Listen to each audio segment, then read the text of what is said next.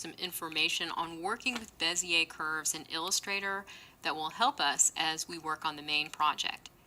Bezier, as you may already know, is the term for curves that are created with vector points and handles. The name comes from the French engineer who developed this system, and Bezier curves are foundational to Illustrator and vector graphics. Here's a circle that was created with Illustrator's ellipse tool, so it's a standard perfect circle.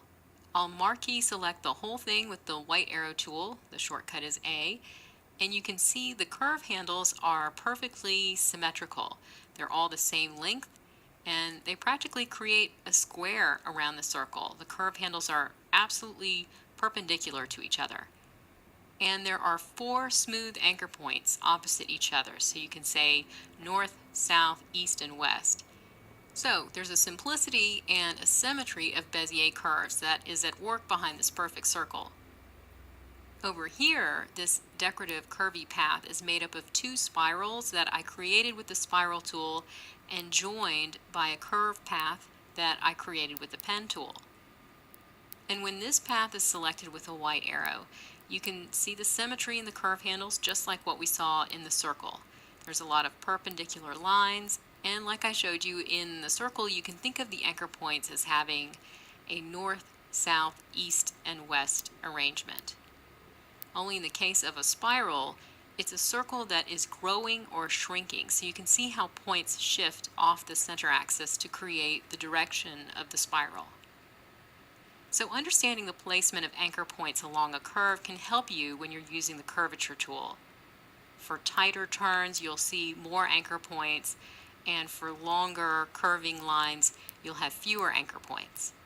And this is really the only thing that we have control over with the curvature tool is placing points, because Illustrator is going to automatically create the curve handles for us.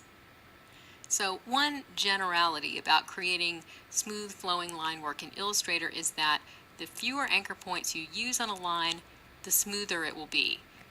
For example, if I draw this same curved line with the pencil tool, I get more anchor points. And yes, I can smooth this out and I can edit it and try and get it into the shape that I want, but that's going to be more work. It's less accurate, and that's because I started out drawing this path with a tool that basically just throws down anchor points as you draw. The pencil tool gives you no control over the anchor points.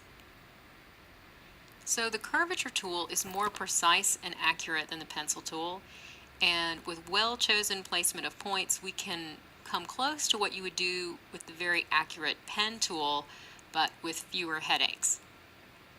But you have to make a few accommodations that are different from what you're used to doing with the pen tool. For instance, if I want to draw a simple arc with the pen tool, I can do it with just 2 points.